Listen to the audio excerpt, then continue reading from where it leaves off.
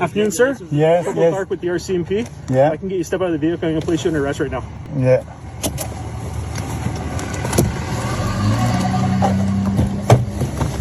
Right now, you're under arrest under the provincial health orders. Okay, so if you can just put your hands behind your back, face towards the vehicle. Okay, give me one hand here. I'll get you to in the vehicle, okay? Thank Yep. you. The other hand. Do you have any weapons or anything on you, sir?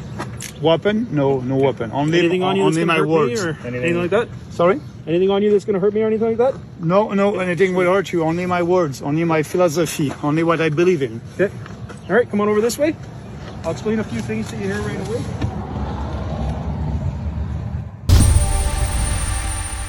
Good day, brothers and sisters. Thank you for tuning in to Alex Sass Show here at the Glen Zone with Glenn Herring.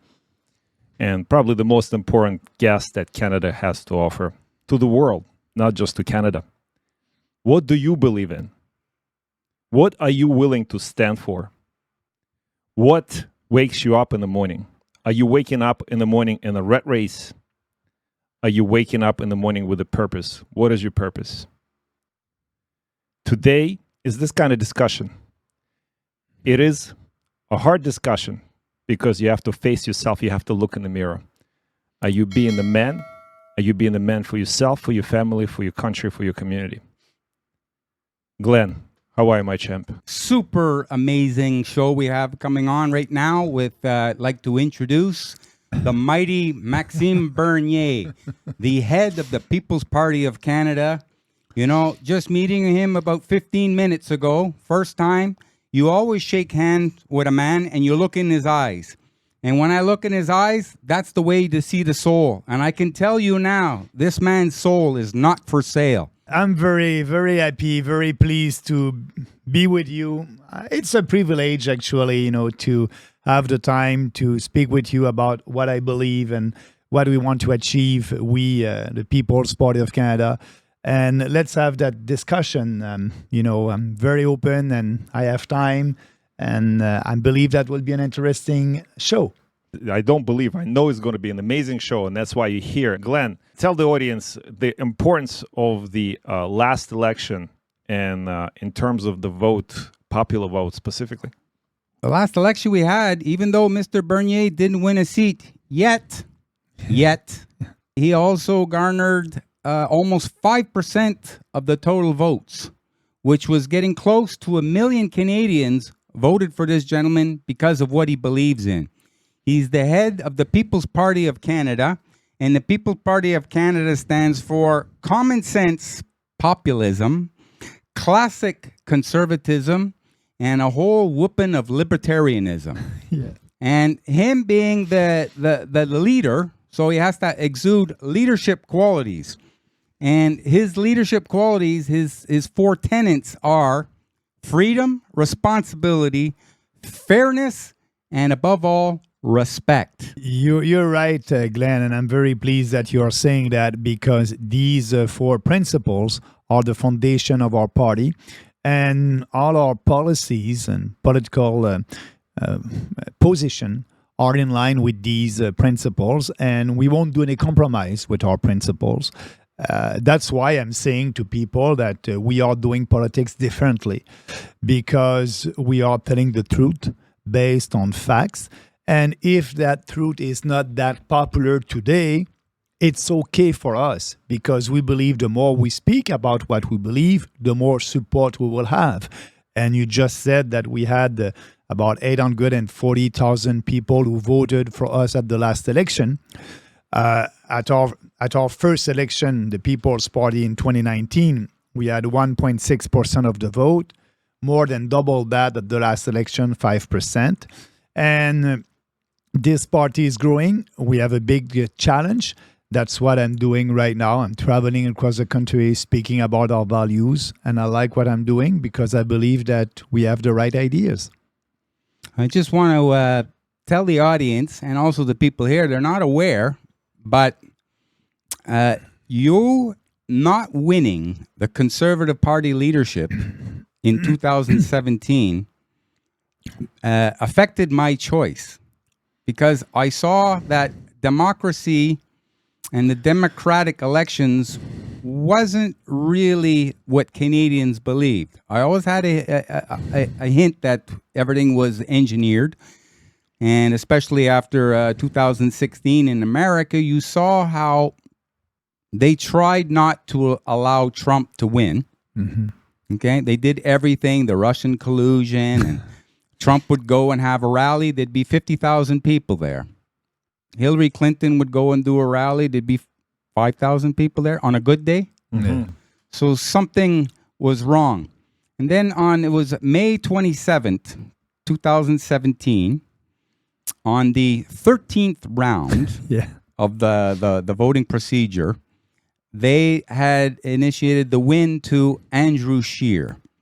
And I knew that was impossible, because at the time, the person who had the most amount of votes was Mr. Wonderful, Kevin O'Leary.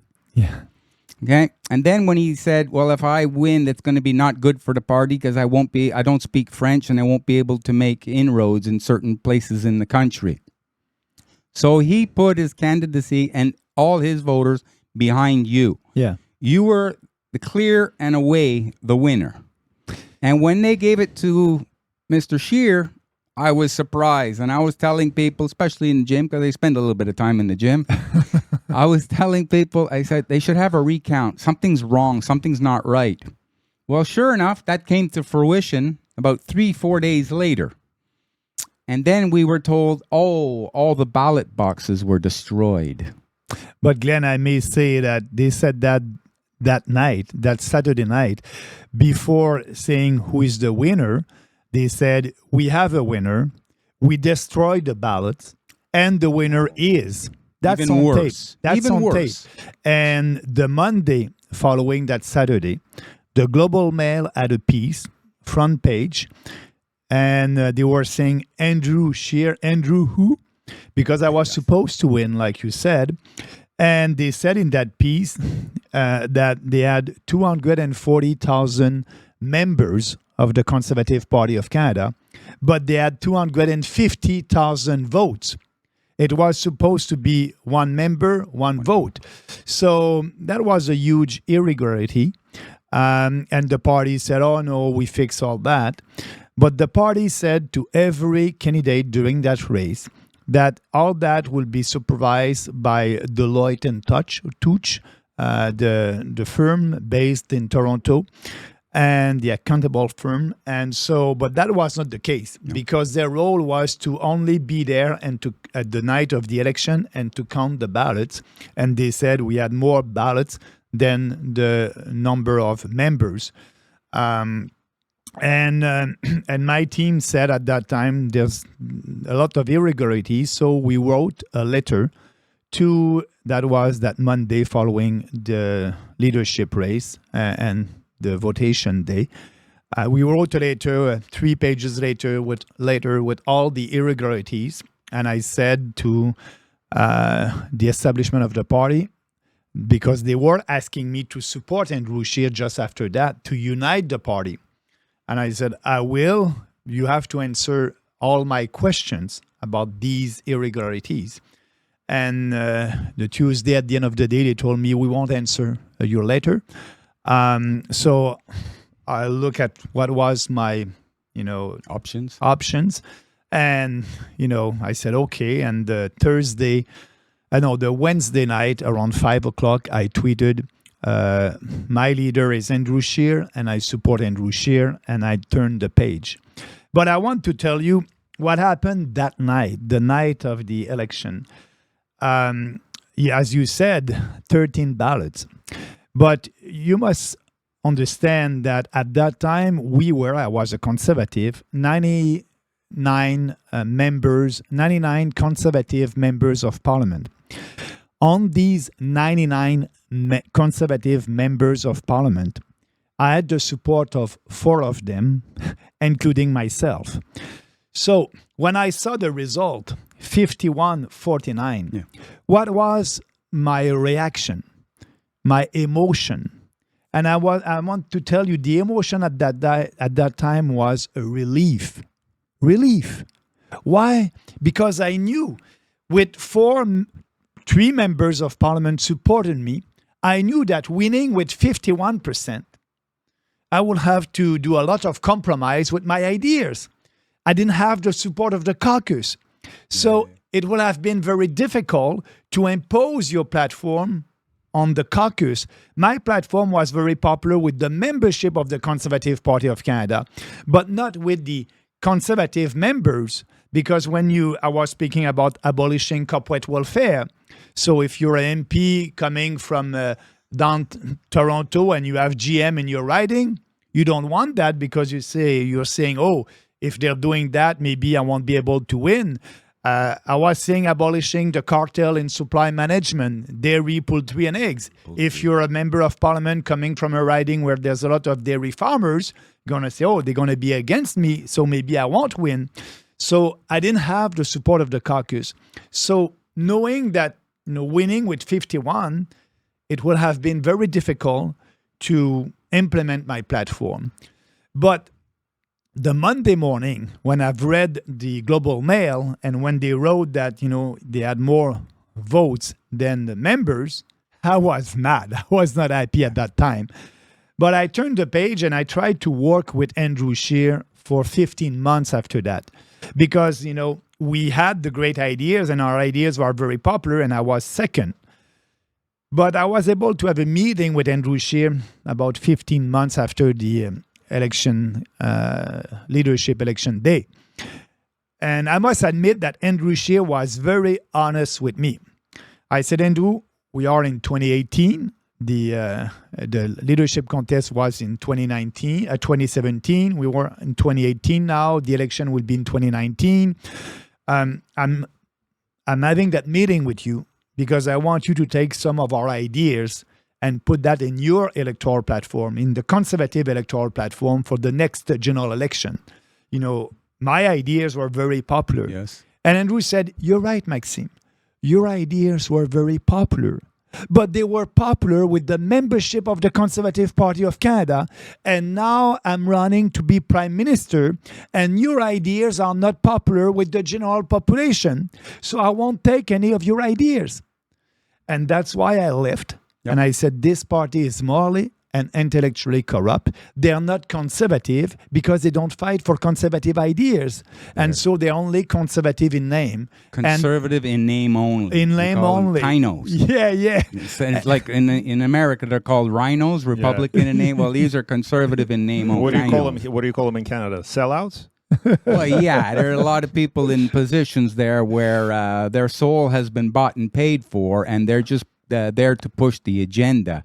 And their whole purpose is not what's best for the country. It's just what's to try and get individual votes. In other words, the more giveaways you can. Yeah. Protectionism. Mr. Bernier wanted to get rid of the supply chain management. In other words, he wants to go back to a real capitalism where you let the winners win and you let the losers fail so that through failure, they can learn to win again. Why do we fall? So we can learn to get back up. Yeah.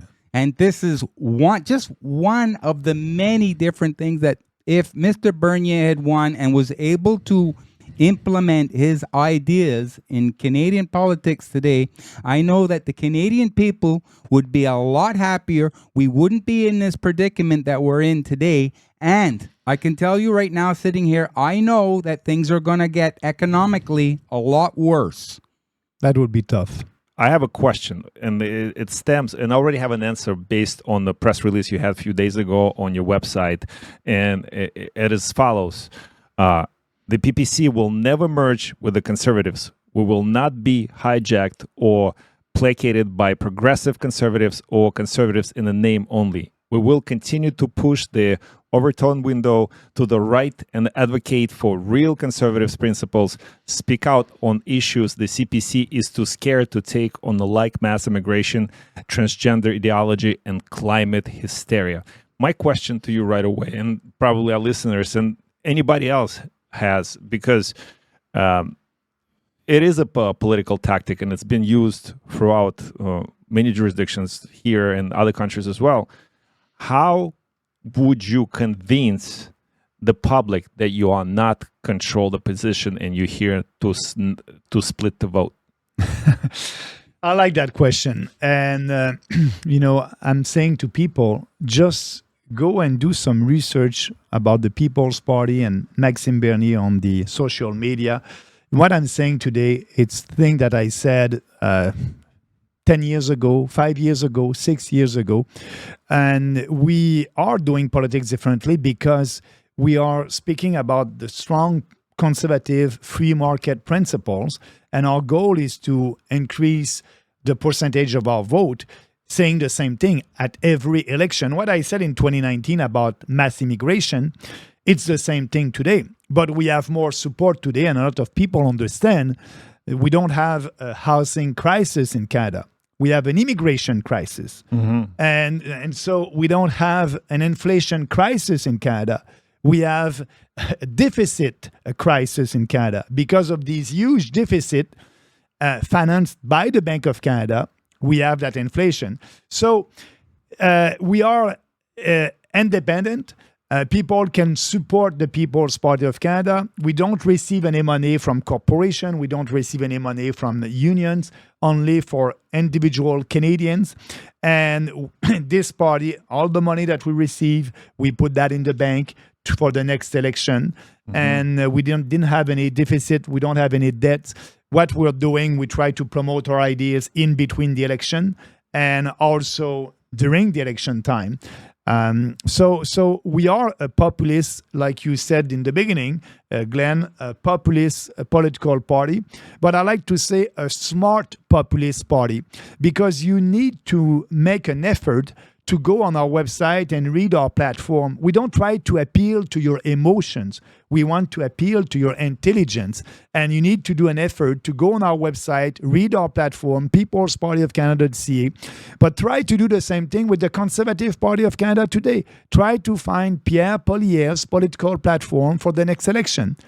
Poilievre doesn't know now what he will believe in when the next election will come in 2 years, because he has to do polling and focus group to tell you what you want to hear. And when he'll be in government, he may be the opposite. We are, if our platform is popular or not, today, it's not that important for us. We believe that the more we speak, the more popular it would become. Actually, we have an example of that. COVID-19. We were speaking about freedom of choice. The economy must be reopened. I was the only one who didn't take the shots and said, everybody must be free to do what they want with their own body. But it was not popular in 2020 and 2021. Yes, it was. Who said it was? Yes, it was popular. They made us believe it wasn't popular. According to Trudeau, 90%, and we're fringe. Yeah. So because of fear and propaganda, yes, Trudeau was able to manipulate the public opinion. That's why I'm saying, speaking about the truth and freedom was not that popular during the COVID hysteria. Okay. But it became popular after that. That's why Poilievre said after the Freedom Convoy, freedom, because he's doing politics based on polling and focus group. And at that time, we had more people saying enough is enough with all that. But in the beginning, people, the fear and the propaganda was very efficient. And here in Quebec, when the provincial government imposed the lockdowns and the curfew, 60% of the population in Quebec were saying, it's okay, I'm happy with that. So they use fear, propaganda to manipulate the public opinion. So what I'm telling you, I believe that we can change the public opinion, and that's what we want to do at the People's Party of Canada for the better. Pierre Poilievre, right? You're saying he's a pollster, basically, right? He's waiting for the poll results to come in. How much of his politics are influenced by, he's sort of like a false savior in a way, right? He maybe is getting instructions, and I'm glad you brought up World Economic Forum. And we know he used to be a member of World Economic Forum. He was on the website. He's no longer there. I don't know if it's a personal choice and he recognizes, he's being a pollster again. Like, how does the what? I mean, Yeah. is that something you're willing to talk about? Do you think he's a World Economic Forum puppet? I don't know, but what I can tell you is he's lying about me. So the Agenda 2030, first thing is you got to ask Maxime Bernier about that because he's part of the WEF. And Can I interject one? I didn't interrupt you. So Bernier went to the WEF and then he lied about it. Because he's saying that I'm a member of the World Economic Forum because I was there in 2008 as a foreign affairs minister. And that was Harper, Prime Minister Harper, who asked me to be there at that time, and I did my job. But I was in Davos. I was not at the conference. I did not assist at that conference at that time because I was too busy. If you remember, in 2008, we were in a war in Afghanistan, and our Canadian forces didn't have the right equipment for that, and we didn't have the support that we needed. So Harper asked me, go and speak to your counterparts, other foreign affairs ministers, and ask them to help us in Afghanistan. I look at the agenda in 2008, and I saw that conference, Davos, World Economic Forum, and I knew that everybody will be there. So I can have one trip and have meeting with all these foreign affairs ministers, and that's what I did. 2 days over there, meetings with every foreign affairs minister, and I was very successful. We have help from France, from Germany, from other European countries, and the US. But I did not assist at that conference. So I was there to do my job and to fight for our country.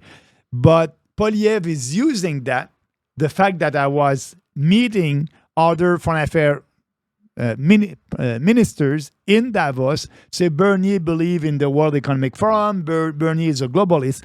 If you look at the debate that I did in 2019, because in 2019 at our first election, I was able to debate against these established leaders, Trudeau and Scheer, but at the last election, they didn't want me there. They created a new rule. They said for Bernier and for the People's Party, you need to have 4% of the vote to be able to participate in the national debate. We had 5%, so next time I'll be there.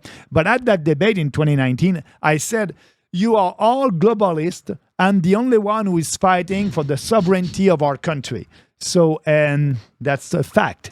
People's Party, we want to work for the people and to defend the sovereignty of our country. Everybody likes Mr. Pierre Poilievre right now. Why? Because that's the alternative to Trudeau.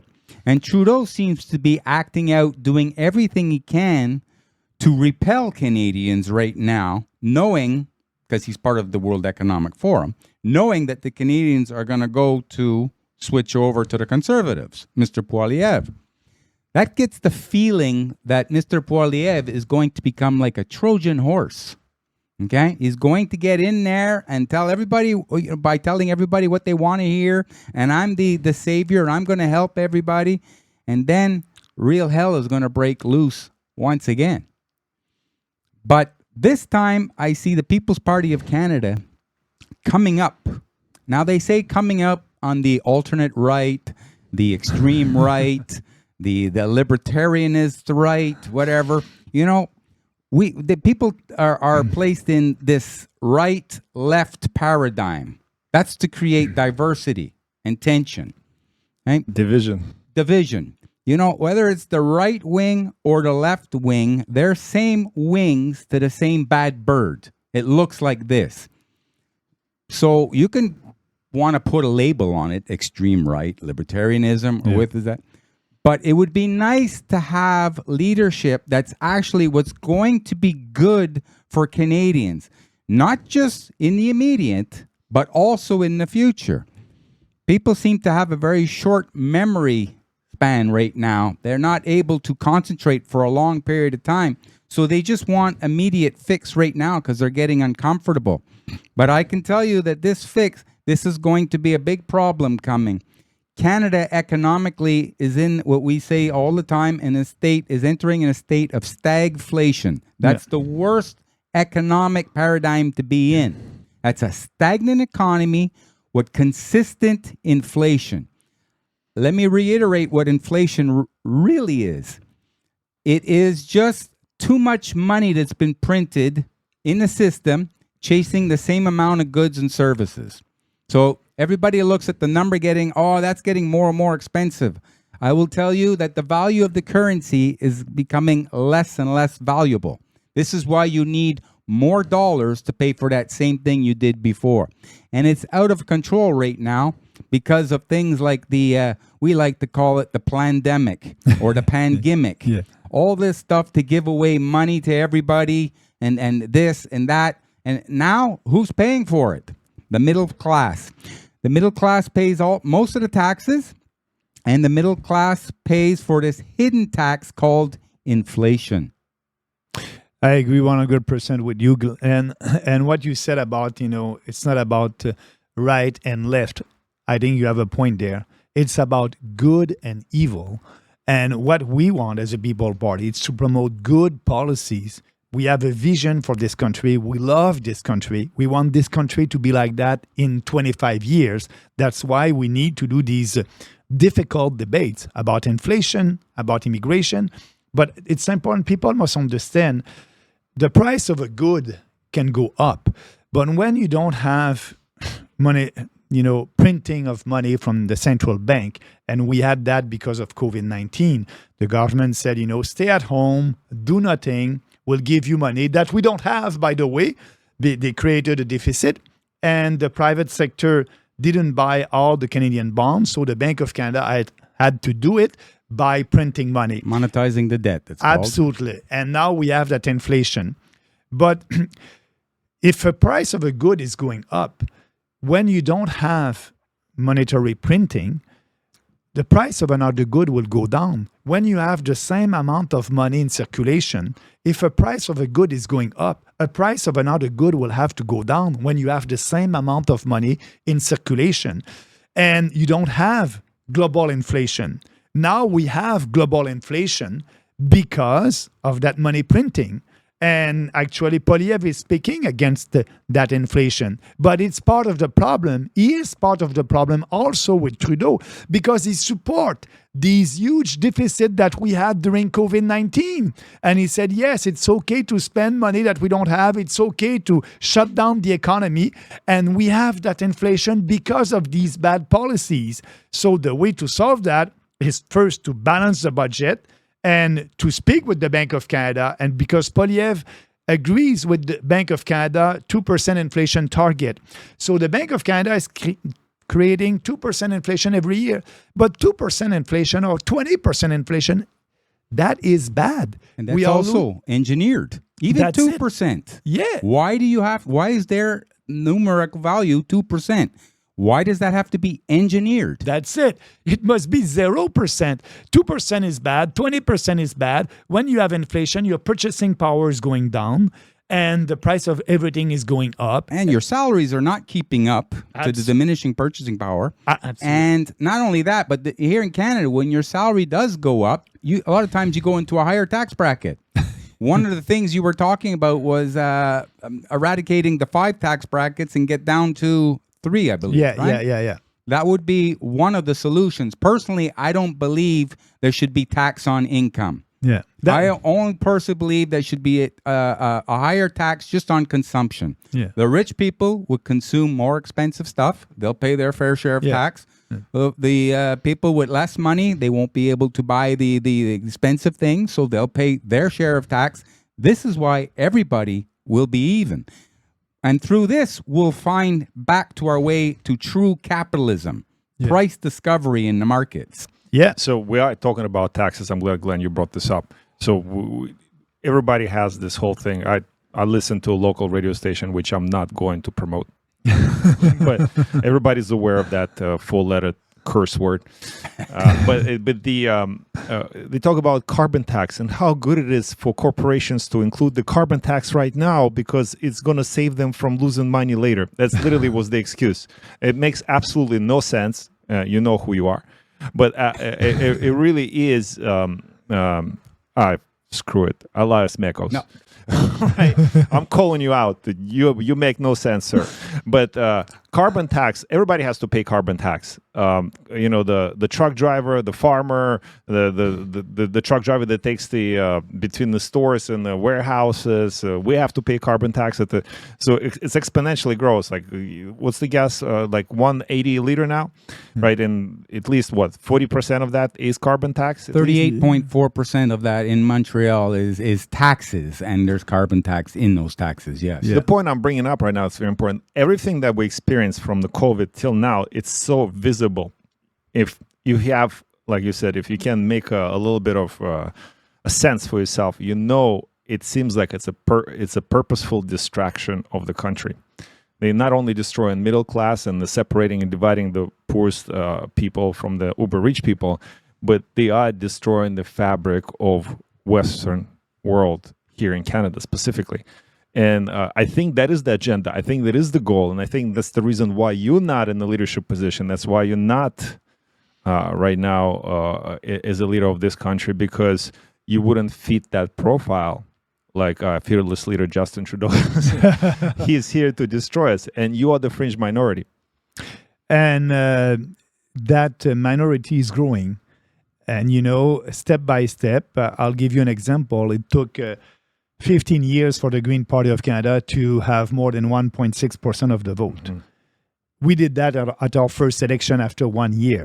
It took 28 years for the Green Party of Canada to have one candidate elected, Elizabeth May.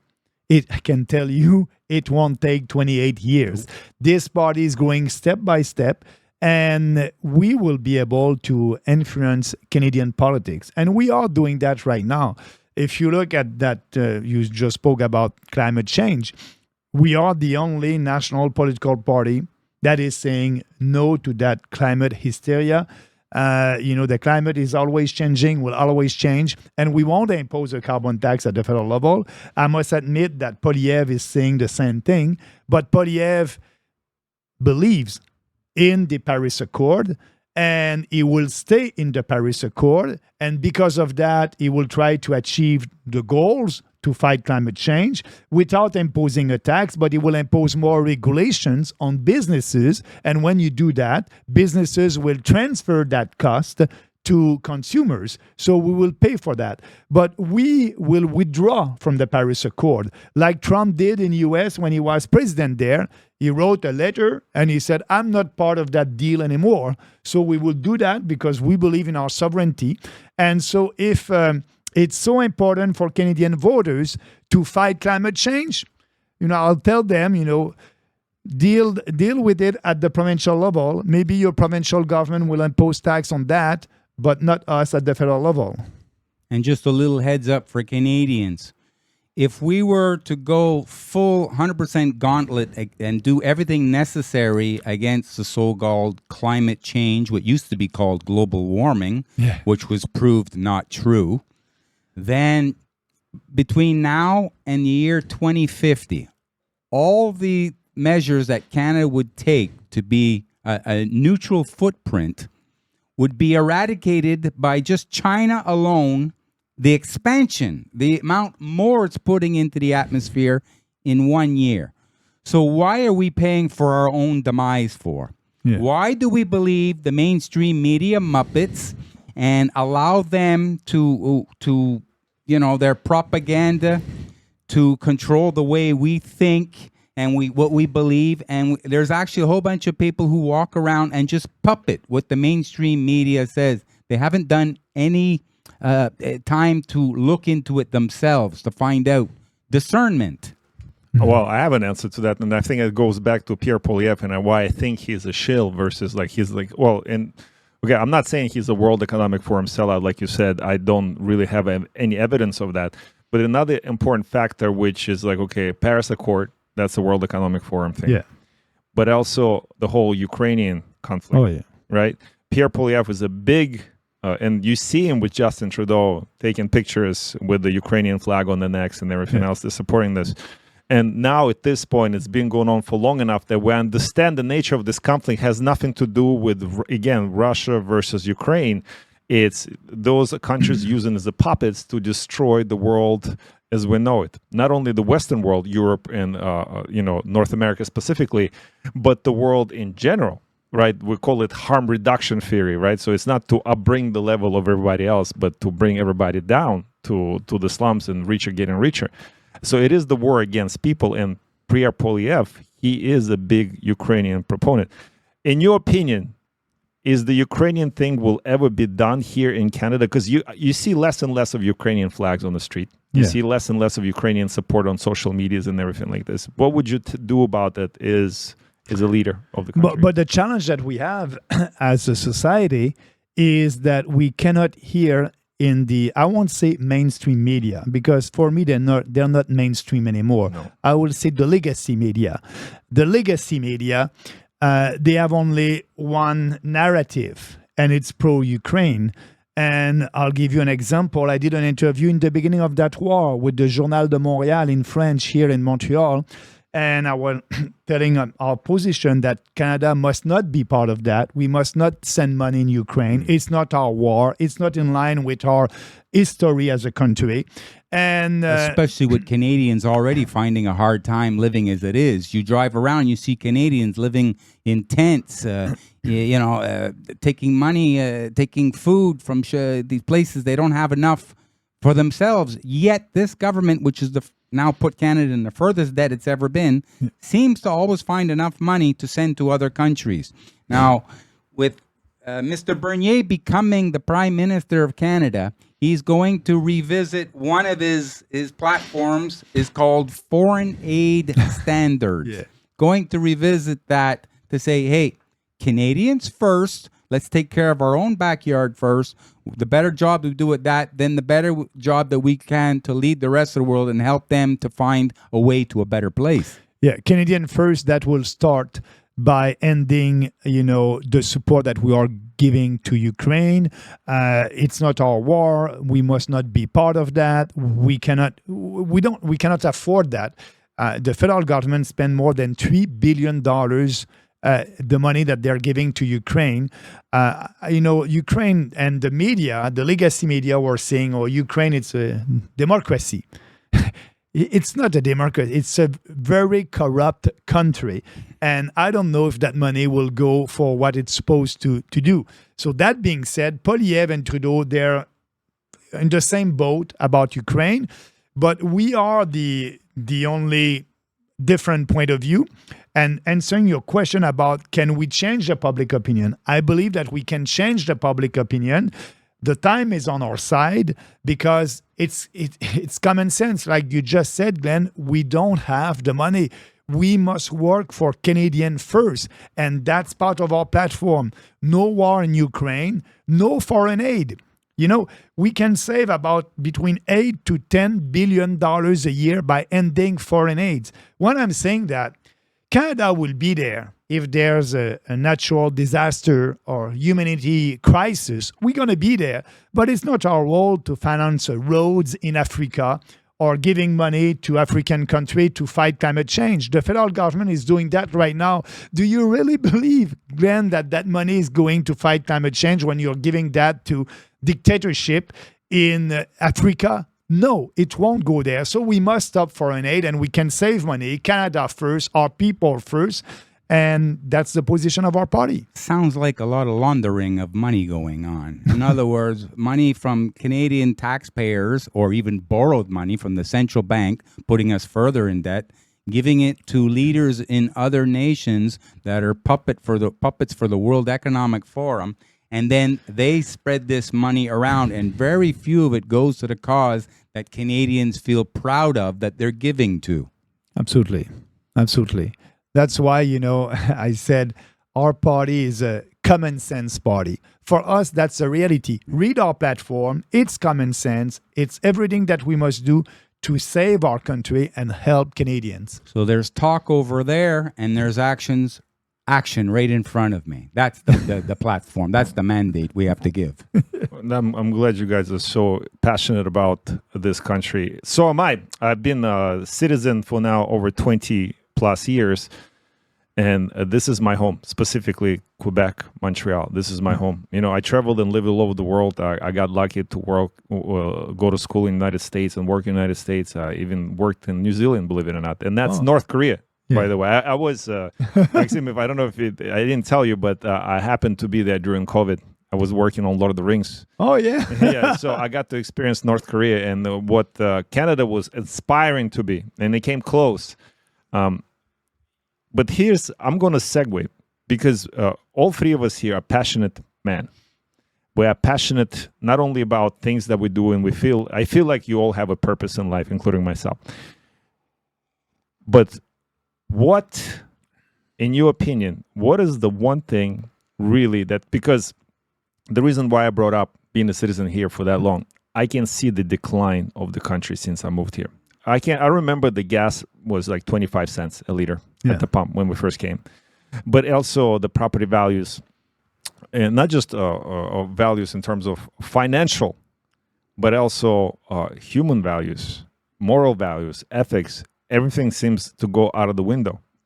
And me and Glenn talk about it all the time here on the show. And we believe it is because men are no longer men. It really is. We got to go to the grassroots, down to the bottom of things. And it's not just about changing policies, but like you said, it's about changing the way of life. Mm-hmm. And this is the question to you, Maxime Bernier. In your opinion, how can real men can get revived again? Yeah, actually, right now, if you're a man, and I must say a white man in this country, it would be a little bit harder for you to have a job because it's all about diversity. Now they are not promoting people because of their character or their competence. It's based on the color of their skin, and we must go to the basic. And like Jordan Peterson said, we must be able, young kids, young men must be proud to be a man and must act like that, must be responsible. But right now, that's not what happened in our school, in our education system. How do you weaken a nation? You go after the men first. Yeah. Okay. And then once you've weakened the men, everything else just falls into line. So all these problems, the woke, that's their goal. The woke agenda. The woke agenda, the radical trans agenda, that's their goal. That's why I call that a cultural war.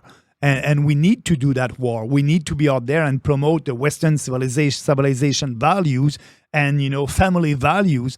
This country has been built on, if you read our Constitution, supremacy of God and the rule of law. So that's our values. We must promote that. Everybody is equal before the law. That's not the case right now. We're not equal. It's happening in Quebec and University Laval or in McGill. You're a very well-known and competent professor, but you won't have a promotion because the color of your skin or because of your sexual orientation. That must change. Yeah, it's a team. If you want, when you're the leader, you want your team to perform. TEAM is together, everyone achieves more.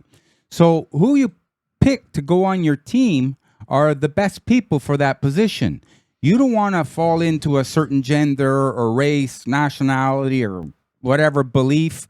No, or else you're doing a detriment to your team. Yeah. And now the men team in Canada has been exponentially weakened. And this is the reason why we're going to go through this tough time. But the good thing about, going through this tough time is some men are going to become tough. And this is going to create that, if you want to use the word, transition. But a good one. Yes, but a good one. Tough times don't last, but tough men do. Yeah. And they're the ones who are going to come up to the top. And you're going to learn a lot about certain men's characters as things start getting more and more difficult. The mainstream media or the legacy media, like Max wanted to normally address them, which was a proper way to say it today, they seem to be pushing the COVID, the return of the scamdemic. And they're going to do everything they can, to get that out there to try and control the people through fear-mongering. Yeah. Okay? Well, also fake numbers, right? The numbers that they play. Like, remember, they always said right from the beginning when the COVID started out, somehow they already had a website where they showed you how many people got sick, how many people recovered, how many people died, and they played you those numbers throughout the whole world, not just here in Canada. And then, like, we have a video of I don't want to call him by name anymore, but he says at some point he says, okay, screw it, let's just watch the video. That close to 90% of truckers in this country are vaccinated, like close to 90% of Canadians. Over the past many months and years now, Canadians have stepped up to protect each other, to protect our frontline workers, to protect our elders, to protect our young people, to protect people like truckers who are putting food on our grocery store shelves. Canadians have stepped up to do the right thing to protect the freedoms and the rights of Canadians to get back to the things we love to do. We know the way through this pandemic is by getting everyone vaccinated. And now, but you said it, I'm going to play the rest of this video, just 30 seconds, but you said it right. Like, the time is on our side. We know now this statement is bullcrap. Oh, absolutely. I don't know how many times he used the word protect, but we all know that that vaccine was not protecting anybody. You know, vaccinated or not, you can catch the virus and spread the virus. They imposed lockdowns and vaccine passport. I was not able to travel across the country as the leader of a political party. That's my job, to travel and build that party by plane, because I was not vaccinated, because I was too dangerous. Maybe to have COVID and spread that virus. But that was the same thing for a vaccinated Canadian. So we know the science was, and it's still on our side, that was all lie. This vaccine did not protect anybody. The only thing that they did, if you take the vaccine and be older, maybe you'll have mild symptom, but you are in a position also to spread that virus, vaccinated or not. That was a big lie. And they knew it. And you know why he was lying? Because he wasn't going, so he memorized that text. Scripted. Yeah. That was a scripted text. Oh, yeah. And he's a good actor, we must admit. No, he's not. No, he's not. Okay. He's a ham actor. You know that better than I myself. would know better. No, he's not a good actor. He has a hard time selling that he's telling the truth. Why did you paint your face brown? Ooh, it was something I shouldn't have done because it hurt people. It's not something that you should do, and that is something that I learned. I didn't know it back then, but I know it now, and I'm sorry I hurt people. This is not the truth that he's saying. You can tell, look at his eyes, and look, you see a lot of whites, and says, yeah, Glenn. Yeah. You know, just this morning I was talking with my training partner in gym. We're doing a bench press, and a lady, I was talking about the media is doing everything they can to start pushing the new variant that's coming out. Oh, yeah. And she was listening to that. So I started talking to her about it, and then I said, we're privileged later on to have Mr. Maxime Bernier coming to the studio. And this lady's name is Maria. A shout out to you, Maria. She's one of our followers, and she loves you. She loves you, Mr. Bernier. Hello, Maria. She had a question. She says, how will you react if we go through similar COVID-19 protocols again? In other words, 2.0. Just look at what I did. The first COVID-19 hysteria in 2020 and 2021. I was the only one who stood up for the truth. I will do the same thing. But that time, I believe that, we won't be a French minority. We'll have more people on our side. And it's very dangerous for the government I know that they try to promote that because right now they want to use that propaganda to be sure to have the majority of the population on their side. But I hope and I believe that more Canadians understand right now that, that's not the solution to have a vaccine every 6 months. But what I will do, I will stand up, I will do some rallies like I did all across the country and speak for Canadians, for our freedom and defending the truth. That's right, because a tiger doesn't change his stripes. and I'm sitting across from a tiger here, and he's going to do what he says and says what he does. And that's the type of leadership we need today. You know, I went to Ottawa, the so-called truckers convoy, and all these fringe that the actor Mr. Trudeau was talking about. And I found those people to be the nicest people. They're grassroots Canadians, families, students, a lot of veterans were there, older people that had been around, and they see the trajectory of the company going in the wrong way. They were the nicest group of people you could meet. But people who were there ordinary Canadian. They were extraordinary Canadian, fighting for what they believe. And I was there also. That was not a protest. That was a celebration of our freedom to come, because we knew at that time that together we will win that battle. And we did, thanks to the truckers, thanks to the freedom fighters all across the country. We did win, because a couple of weeks after that, Saskatchewan, Manitoba ended their mandates, and that was the beginning of the end. That was the beginning of the downfall of the power struggle that the government was trying to take away from the people. Now, true story, big guy. I phoned two friends of mine. I said, let's go to Ottawa, because they're always complaining about what's going on. Yeah. One of them says, well, I want to watch the football game. And another one says, well, I taped the hockey game last night and I want to watch it today. So I ended up going to Ottawa with Rambo the Rottweiler. I took my dog to Ottawa and walking around Ottawa. I mean, you know, you see this all the time. When I see men who do nothing but complain, that's not your position. That's not a real man who does that. A man feels uncomfortable, he does something about it. Whatever it is, he's got to keep moving in the direction that makes him feel that he's doing something right. Not what's easy, what's right. Yeah, absolutely. And that's why I'm saying these people were extraordinary people, not ordinary people, because they were fighting for what they believe that was right, and they were right. But he was referring to them as... And the overwhelming majority, close to 90% of Canadians have done... That's a lie, by the way. Do you believe 90% of PR Canadians got a shot? No. We have the data today, and that's not that, you know. Yeah, so like that's him acting, right? Yeah. Whose interest he's representing. A nice word for lying. Yeah. Exactly that. The small fringe minority of people who are on their way to Ottawa or who are holding unacceptable views that they're expressing do not represent the views of Canadians who have been there for each other, who know that following the science and stepping up to protect each other is the best way to continue to... You're right. He used the keywords. Following the science and protecting each other. And all of those three things are lie.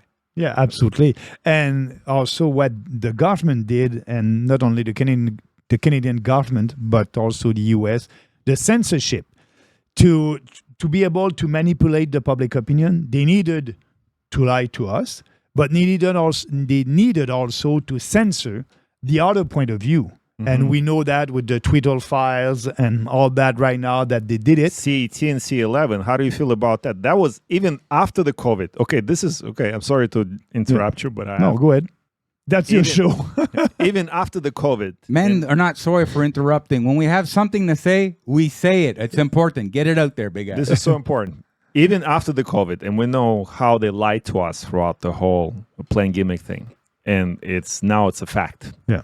Throughout the world, not just in Canada, they are still able to pass Bill C-18 and C-11. And that's why I know it's one of the reasons why you want nothing to do with CPC, because they still allow these things to happen. Yeah. And they're not fighting it. Like right now, I'm not even sure if I can put this show on YouTube without being censored right away. And it's a fact. This is not a free country. I feel like I live in North Korea, and I grew up in Soviet Union. Yeah.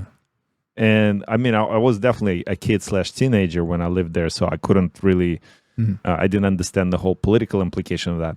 But I now understand the political implication of your freedom. Now, my question to you, We have all those laws and constitutions. We have civil code in Quebec. We have common law everywhere else in Canada. Does the natural law supersede that, in your opinion, to protect your freedom? Absolutely, but we were supposed to have the Constitution, and as you know, I was fighting also in court our freedom and our rights to do what we want to do with our life. As you know, me and Brian Pitford, we didn't win our first lawsuit against the federal government on the vaccine passport because Brian and I wanted, and we did, travel across the country, and we said we are supposed to be in a free country. You're supposed to be able to travel freely in this country, but we were not able to do that. We didn't win at the federal court. We are appealing that case, and the hearing will be in October in the federal court of the appeal of the federal court.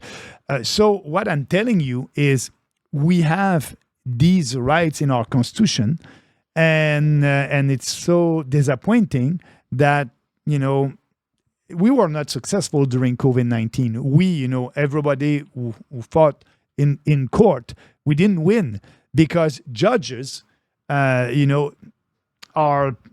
they were buying that logic and didn't want to have any discussion about our Charter of Rights and our right. And that was very disappointing. Were they buying the logic or were they bought? Because, there's a politicization of our police, right? So the police is going to follow the party line because, it's the salary. Then you have RCMP, they also politicized. They're not going after the people that lied to the people of Canada. And also you have politicization of courts. It clearly is, and that's what you're saying right now. Yeah. Do you still have faith in judicial system in Canada and electoral system in Canada? Like as far as I'm aware, is they still using Dominion voting machines? Yeah, speaking about the electoral system in Canada, that's very different than the one in the US and at the provincial level. You just spoke about the Dominion machine. At the federal level, Election Canada never used Dominion machines, and they said they issued a press release after the last election that they won't use these machines at the next election. But I know that some provinces, like Ontario, did use these kinds of machines during their election. In Canada, we are counting votes by hands, and that's why we need scrutiners. So our system, I believe in our electoral system. What I will do to improve it, it's the mail-in ballots. We are promoting more and more mail-in ballots, and people must be able to vote in person. We must be able to see their face with an ID, with their address and their photo. And we must stop to promote mail-in ballots. We had mail-in ballots in this country historically because of our Canadian forces around the world, and they must be able to vote when they have an assignment in Europe or another country. But now we did promote that, and Election Canada said after the last election that didn't count 200,000 votes that they received after the election. So for me, less mail-in ballots, voting in person. We must see your face with your ID. But the system in Canada, at the federal level, I have faith in that system because they don't use electronic machines at the federal level. I got a really important question for you. Now I'm going to put you on the spot. 13 plus 14, how much is that? 27. Why? Well, it's all it takes to balance out the budget, right? To be able to count. Absolutely. Right? He's a fearless leader. I'm dysnumeric. What that means is I have an inability to handle small numbers and little calculations, those easy things that people do so well. 13 plus 14. 27. Under pressure, it's even worse. So, brothers and sisters, this is the leader of one of the biggest countries in the world. This is a miracle that I've actually stayed afloat, even though we're the worst country in G7 and we are in the housing bubble and all that stuff. Question to you: is there a way out of this economic situation? Can tell you that we'll be able to balance the budget. It's so important to balance the budget. Like that, we will stop the inflation. And after that, we'll be able to give you more of your own money in your own pockets, lower taxes. But we need to be responsible. I won't tell you I will lower your taxes right now without balancing the budget, because that will create a bigger deficit. So, but to balance the budget, answering your questions, it's easy. Like I said, we can save about $5 billion in corporate welfare and a little bit more. The federal government just gave $23 billion to one corporation in Ontario to build batteries for cars. So $23 billion. $23 billion, that is the Corporate budget, welfare. corporate welfare, and that is the budget of the national defense. So now we need to stop that. So we can save by abolishing corporate welfare. Bombardier, same Air thing. Canada. Air Canada and all these corporations and CBC. CBC, the One- CRTC, and yeah. CBC paid for, bought and paid for, right? Yeah. To promote their propaganda. Yeah, $1.1 billion to CBC. Wow. You cut that, you cut foreign aid, you can save around $8 to $10 billion. You cut corporate welfare. You stop giving money to Ukraine. So you can balance the budget by doing that. And also at the same time, you need to have a new level of immigration. Fewer immigrants, fewer international students, because all these people are coming here. They need a roof. We have a housing crisis because of that. We have a healthcare crisis. It's very difficult for a Canadian to have a surgery without being on the waiting list. And now you have all these people that are coming, and they will need also healthcare. Actually, Legault said at the last electoral campaign in Quebec, we want fewer of them, but we want to take care of them. And so we must do the same thing at the federal level. Quality over quantity. Absolutely. Absolutely. For the So betterment doing of all these Canadians. reform will be able to fix the budget and the economy at the same time. You look really energized, and I know it's not just the coffee. That's the chocolate. The chocolate. And that is the ritual here at Glenzone. With dark chocolate. It's a good carbs. Yeah. Actually, speaking, you look really fit, and this is not me being Justin Trudeau. I'm asking you specifically because you have to stay in shape to keep up with that, and that's part, I guess, of your discipline in general. And we're all for the personal discipline. Please share us your routine, because I think the reason why I'm bringing this up, because we're circling back, as some of the political figures say. I'm telling you, and I'm asking you to share with the man specifically the virtue of taking care of yourself. Physically. Yeah. No, actually, yes. I like to do some sport, and as you know, I like to run because I'm traveling across the country, and I just have to bring my running shoes and I'll be able to run. That's my sport. I'm a runner. I did run 108 kilometers in 12 hours 10 years ago when I was member of parliament from Beauce. We raised money for a food bank over there, $165,000 10 years ago. So running is my sport, but I'm 60 years old now, and I'm doing a little bit more weights. You spoke about bench press. I started that. I don't know why, but I'm 178 pounds. And they told me that you need to at least be able to do your weight. So on the bench press, 178. I'm not there. I'm at 125.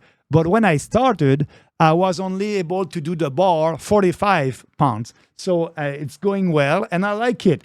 I'm doing some running, and I'm doing some weights. The goal is not to have big muscle, but it's important, I believe, at my age to be strong, and I like to do it. So I'm doing a little bit of weights, running almost every day.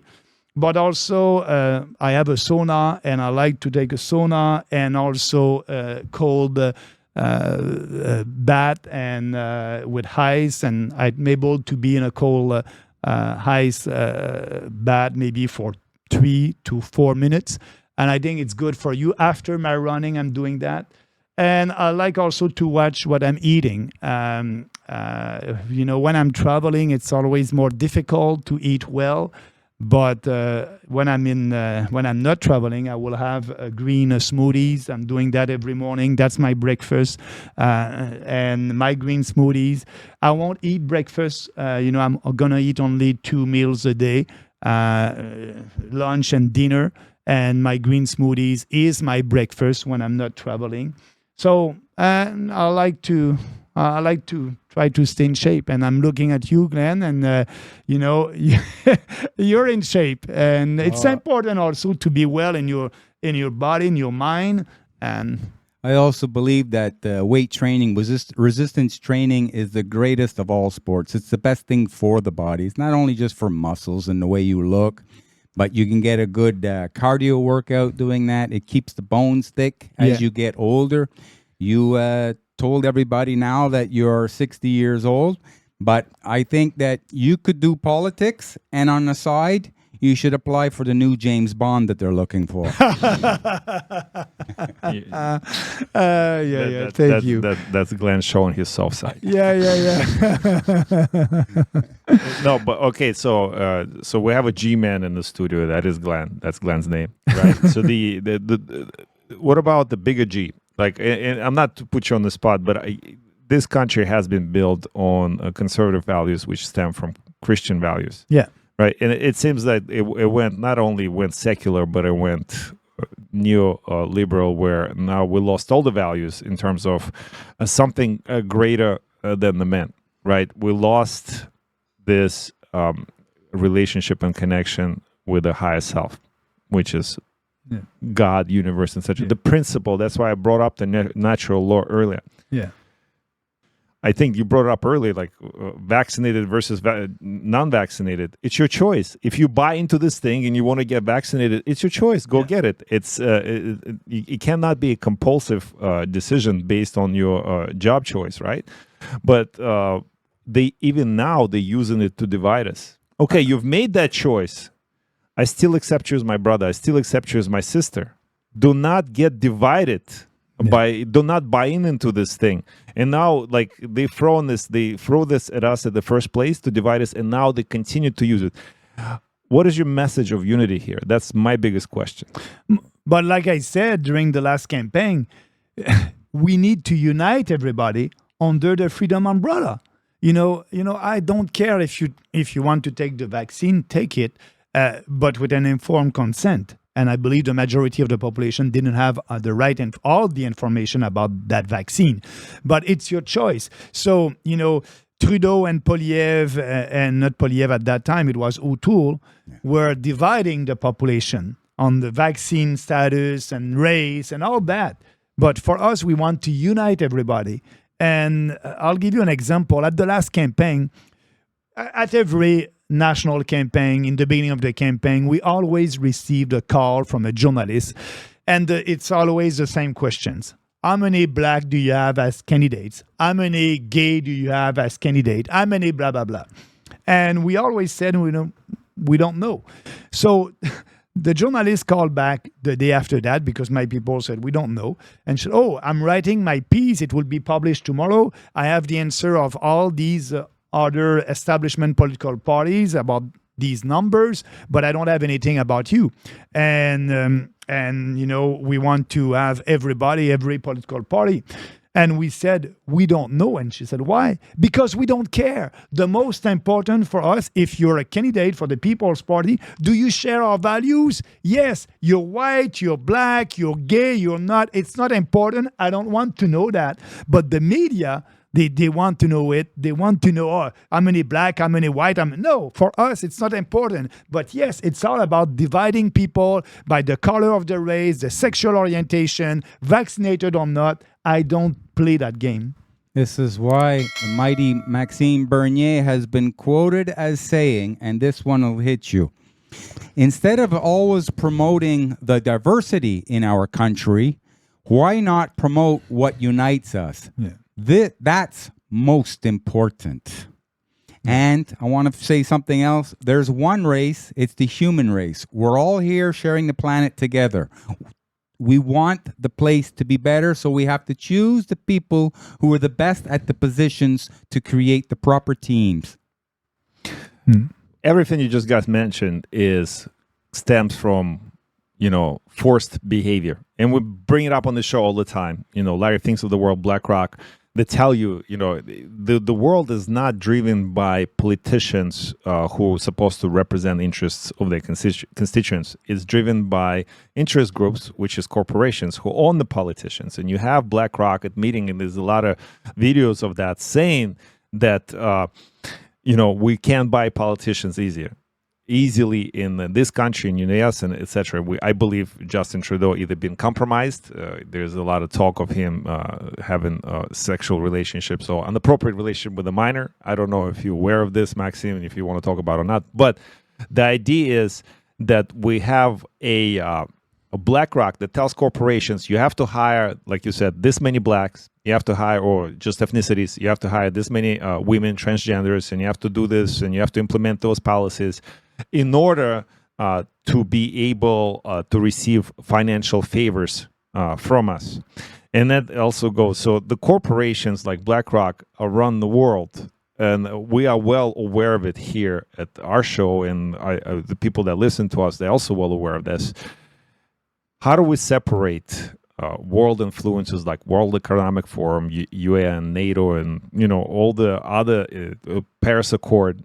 Like, how do we separate ourselves as a nation and, like you said, unite on the values that are important to us as a people? We can do it. Look what UK did when they decided to say enough is enough with the European Union. Brexit, they decided to vote to keep their sovereignty.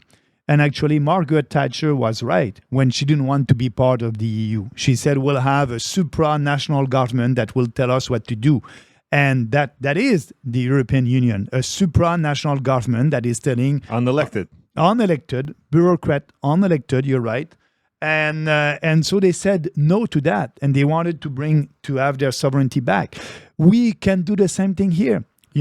Saying no to the UN Compact on migration, because for the UN, migration is normal. You can be a citizen of our country or another country. No, we must control our immigration. It's a privilege to be Canadian. We must say no to the UN Compact on migration. For Poilievre and Trudeau and the Bloc Québécois, they're okay with that. They're okay to give a little bit of our sovereignty to the UN.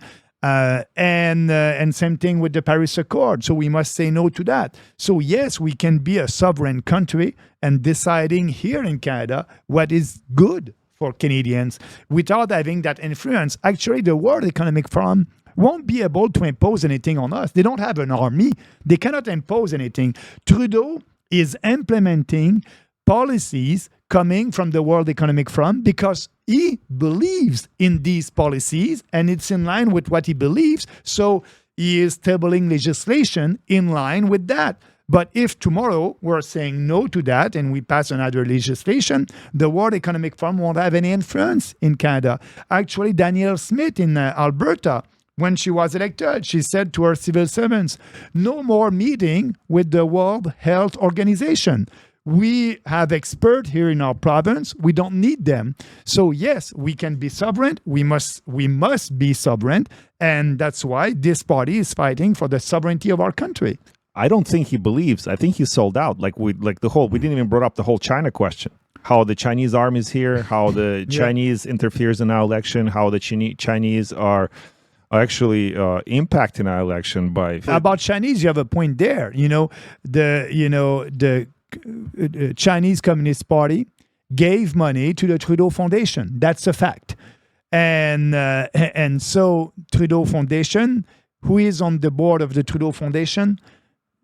Trudeau's family and other people. So, we know that right now that they gave a couple of years ago, I think it was $250,000 to the Trudeau Foundation. And that's what we know. We don't know the other deals. Just follow the money, and it always leads you to where you want to know. And so that's what Canada needs. They need some people to work just to make sure that the politicians are not doing any nefarious things against the people. I believe in that. Government should not be in any type of business. They should govern. They're not very good business people. But actually, I think you would be a good business person because of your degree in commerce, and also you worked in Law. finance and banking. I know that you're also you have a degree in law with a big Tetro. McCarthy Tetro. McCarthy I Tetro worked is a there, big firm. Yeah, in the beginning of after university, actually. But like you, I believe in a smaller government. When you have a smaller government, people will have more freedom. And if you have a smaller government at the federal level, you will respect the Constitution. Now we have, Western alienation. People in Western Canada, they're looking at what is happening in Eastern Canada, and they're saying, Trudeau and the Conservative are governing to have the support of the western part, the eastern part, of our country, because there's more people here, and the vote in Toronto is very important to win the government. And they're looking at Poilievre, and they're saying, oh, Poilievre is taking our vote for granted, and that's what he's doing. But you have that Western alienation. They want to have a government that will respect the Constitution and won't interfere and won't tell, Alberta what to do about climate change and rules about the equalization formula. They want a formula that will be fair for everybody. Now they're paying for Eastern Canada, and they don't like that. But if you have a smaller government, you will respect the Constitution and you'll have constitutional peace, because, this country, you have different culture. The culture in Quebec is very different than the culture in Alberta. The culture in Halifax is different than the culture in BC. So you cannot have one rule fit all. You need to give more autonomy to provincial government, and they will do what is good for their population. And actually, the father of our constitutions, they wrote the Constitution in line with that. So now, the government is spending money and that he doesn't have on provincial jurisdiction, interfering in provincial jurisdictions, and that's a mess. And you can have another constitutional crisis in this country because of that. Maxime, any words of advice and wisdom for the next generation of potential leaders and politicians? Yeah. First, I must say, if you want to change the world or change your country, I like to say, like Jordan Peterson is saying, try to change your own life. Do your bed in the morning and put more discipline in your life. That will help you. And try to help yourself first. And after that, your family. And after that, your community. And after that, your country. So if everybody's doing that, we'll have a better country. So, take care of yourself. And after that, you're able to take care of other people. It's like when you are in a plane, they're saying, okay, this is the advice. If something happened, put your mask first. And after that, on the kids that is at your left. Yeah, try to work to improve yourself personally, mentally, physically. Try to improve what you're doing, and you try to be successful. And after that, you'll be able to help your family, your community, and your country. That's my message. And that's why we believe in individual freedom and personal responsibility, because when you're free, you must be responsible of your action. If you're doing a good action, good for you. If you're doing something bad, you must you must pay for it, or it will be tough on you. But that's part of growing. You do mistake and you learn from your mistake. And I believe that it's important in life. So I hope that we'll have more young Canadians that will go into politics. But if they're going into politics, they must not try to use the government to change the behavior of Canadians. They must be able to be part of a government that will respect that freedom. And with that, you'll have a better country and you'll have more freedom. And if you have more freedom, going to have more economic development. And, that's the Western civilization. That's part of the Western countries. But now, that Western civilization, we are in a war against the woke and the left, the radical left. That's why, there's a cultural war that we must do. And I count on them. I hope that they will do that war with us to fight for them and for our values. To be in government from the people, by the people, for the people. You have to learn how to lead yourself first. Be the best person you could be yourself first. Get the respect of everybody around you, and then work up from there. So you grow from the inside out. Absolutely. Well said.